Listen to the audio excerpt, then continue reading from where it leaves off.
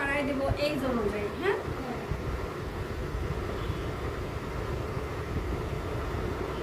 হাতে যেটুকু আছে ওটাকে ভালো করে হাতে মেখে নেব, নিয়ে এইবার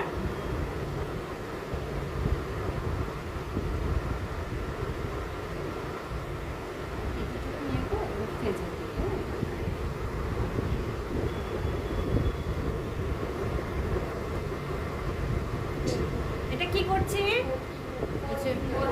না, এটা কি করছি? এই যে জাপানিজ ফ্যান, মানে ফিঙ্গারগুলোকে আমি ফ্যানের মতো বাতাস দিচ্ছি। এবার আমি ফোর ফিঙ্গারগুলোকে ইউজ করব কিভাবে?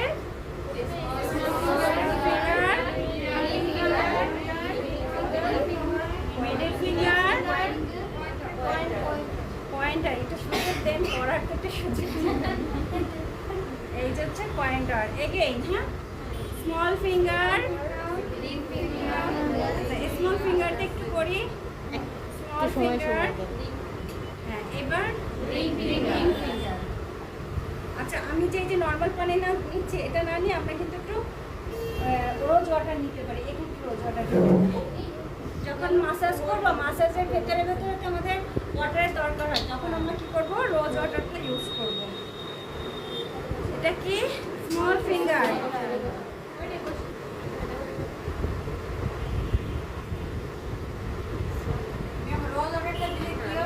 রোজ ওয়াটার দিলে সতেজতা আসবে, সজীবতা আসবে ফেজের মধ্যে।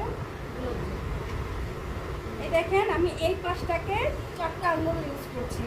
হ্যাঁ, তাহলে কি আমার এখানে কাজ পুরোপুরি কমপ্লিট হয়ে গেল। দেন আমি এই পাশে চলে যাচ্ছি। আবার এই যে কি, স্মল ফিঙ্গার,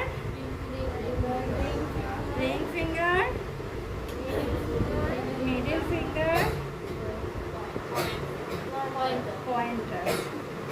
পয়েন্টার যখন আসবে তখন আমরা একটু, এগুলো কিন্তু স্টেপের মধ্যে আমি দেখাইনি, এখন দেখাচ্ছি। একটু আমরা এখানে কি করবো? মাসাজ করে দেবো। ক্লায়েন্টের ভালো লাগে।